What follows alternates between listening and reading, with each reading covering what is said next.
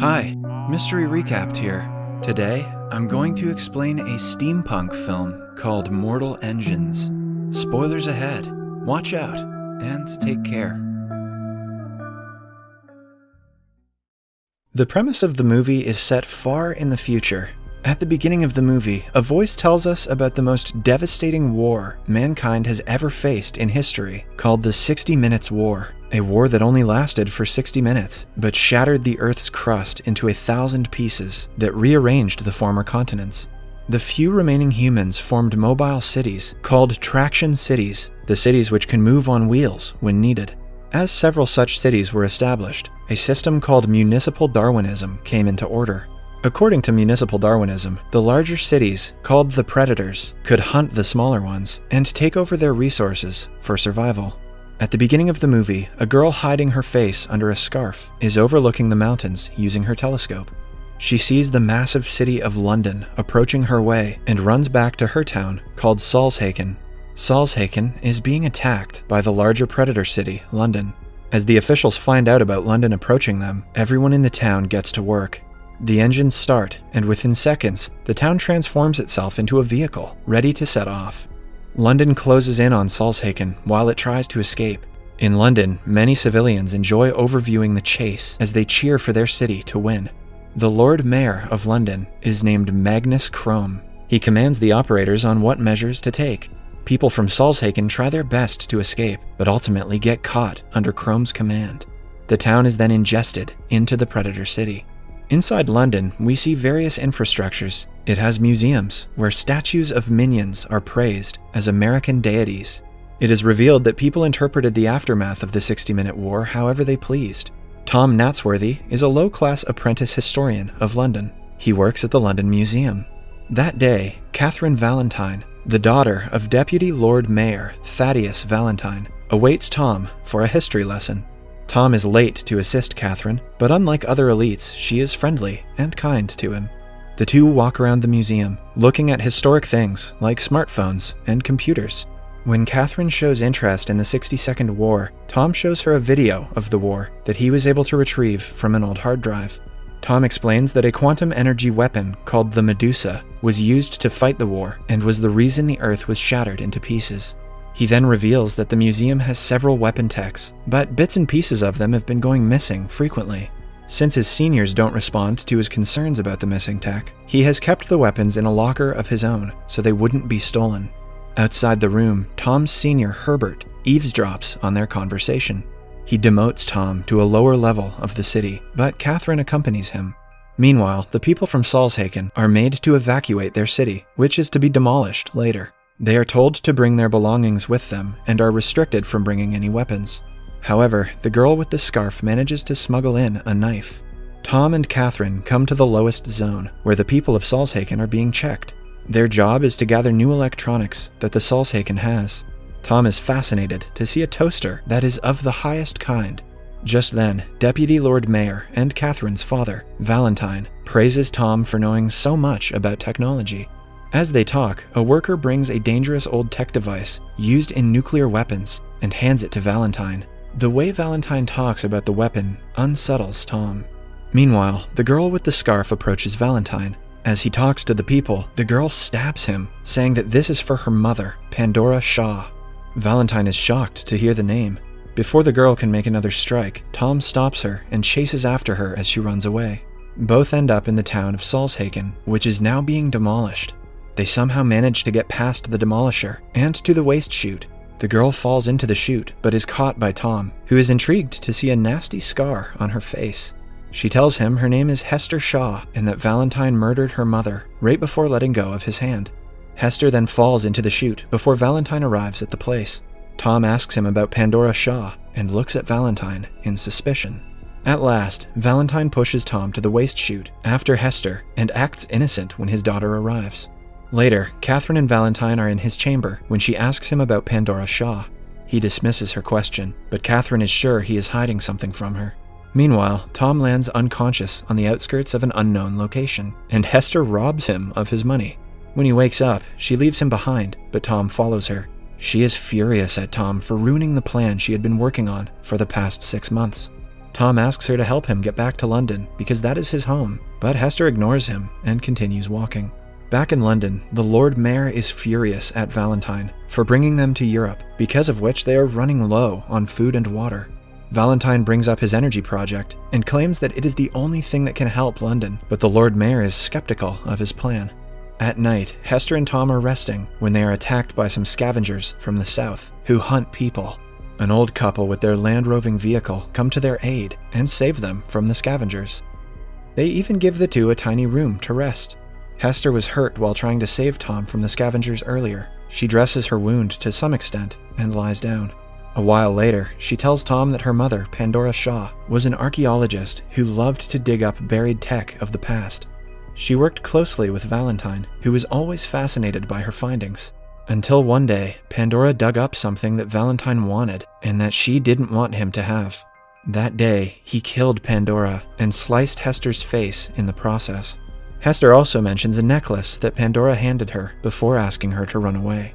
A single tear rolls down her cheek as she finishes telling the story. Meanwhile, back in London, Valentine visits the repurposed St. Paul's Cathedral, where he is secretly developing the nuclear weapon Medusa.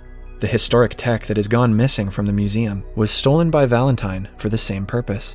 He has realized that the small cities to hunt are starting to vanish, and soon London will have no food and resources. Hence, he wants to strike the non-moving kingdom of Shanguo, an anti-traction city that has all the resources London will need for hundreds of years. However, Shanguo is firmly protected by the shield wall. So, Valentine wants to create Medusa to destroy it and take over the city. After that, Valentine hears the news of a cyborg being found in the seas by a small town. He visits the creature when one of his companions tells him he will be of use to kill Hester. The creature is captured in a case and tells Valentine that Hester has broken a promise she made to him, because of which he wants to kill her. Hearing this, Valentine lets the creature go. In the meantime, Catherine visits Tom's friend Beavis to ask him what her father is hiding from her. Beavis somehow knows that Valentine pushed Tom into the chute. Catherine almost doesn't believe him when Beavis adds that her father is also running a secret project. In return for the information, she offers to show him the historic tech that Tom had shown her at the beginning of the movie. Meanwhile, Hester is still asleep aboard the old couple's vehicle when Tom wakes her up.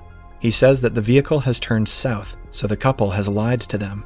Tom finds a way out under the floor, but Hester cannot jump off because of her injury. He refuses to go without her, and both are soon caught. They are then held hostage and put up for slave auction in a town. Hester is almost bought by a man when suddenly, a girl that stands out from the crowd claims Hester for herself. The auctioneer recognizes the girl as a wanted criminal and member of the Anti-Traction League, Anna Fang. She kills the auctioneer in a single shot and asks Tom and Hester to run away. However, they do not get far before suddenly, the cyborg from earlier who wanted to kill Hester arrives. Hester recognizes him as Shrike. Shrike approaches the two as they run away from him. He almost gets them, but they are saved by Anna again. Anna then flies them in her airship and tells Hester she looks like her mother. Sensing the two's curiosity, Hester reveals how she knows Shrike. It turns out that he had found her after Valentine killed Pandora, and ever since has been her parent. Shrike raised her and helped her survive in the world. He is the only cyborg left after all of his kind were killed. One day, Shrike was fed up with always seeing Hester sad, so he made an exoskeleton with the intention to transform her into a cyborg as well. Hester promised him that she would go through with the plan, but found out about Valentine's whereabouts right after. Hence, she ran away, and Shrike followed her in order to kill her for breaking the promise. Tom is stunned to hear the story. The two are then taken to an airborne city called the Air Haven, where they meet other members of the Anti-Traction League. They have caught up upon Valentine's suspicious activities and know it has something to do with Pandora. Hence, they have recruited Hester to find out more about Valentine's plan. Hester informs them of a box that Valentine killed her mother for. As they talk about the box, Tom remembers the time a worker handed Valentine some old tech used in the 60-second war.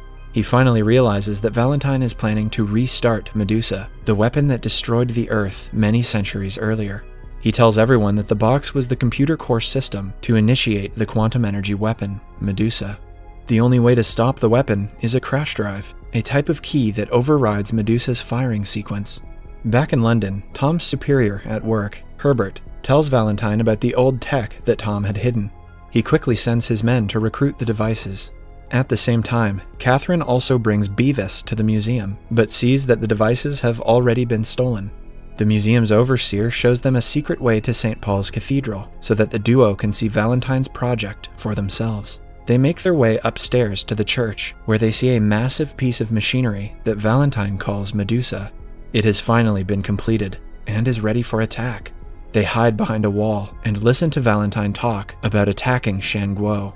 Just then, the current Lord Mayor enters the church and orders the guards to arrest Valentine for conducting the unlawful experiment. However, the guards stay in place, revealing that they work for Valentine now. At last, he kills the Lord Mayor as a horrified Catherine watches. The two escape from the stairs later. At the Airhaven, suddenly the lights go off and Shrike arrives looking for Hester. Chaos ensues as the whole city lights on fire. Tom and Hester run away from Shrike, but he battles with the Anti-Traction League members and soon catches up with the two. He is about to kill Tom when Hester begs him not to. Seeing her crying for someone, Shrike realizes that she has finally found someone she loves and isn't unhappy anymore. That means he doesn't have to convert her into a cyborg. A severely injured Shrike hands Hester the necklace Pandora had given her and dies instantly. Hester, Tom, and the members of the Anti-Traction League now make their way to the city of Shanguo. They meet Shanguo's governor, Quan, and tell him of Valentine's plan. Anna suggests he help launch the anti-tractionist fleet against London, because if they strike first, the chances of Shanguo's survival are less.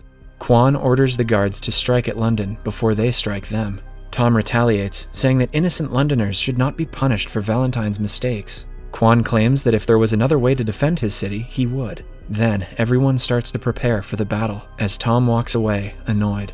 Hester and an Anti-Tractionist League member, Sathya, pray when Hester notices that the necklace her mother gave her has a crash drive inside.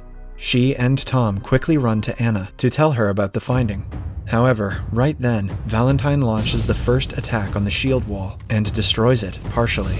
It sends the city of Shanguo into havoc. People are pushed around because of the force created by the explosion. Immediately after the first strike, Valentine orders to recharge the system and launch the second strike. However, the recharge will take some time.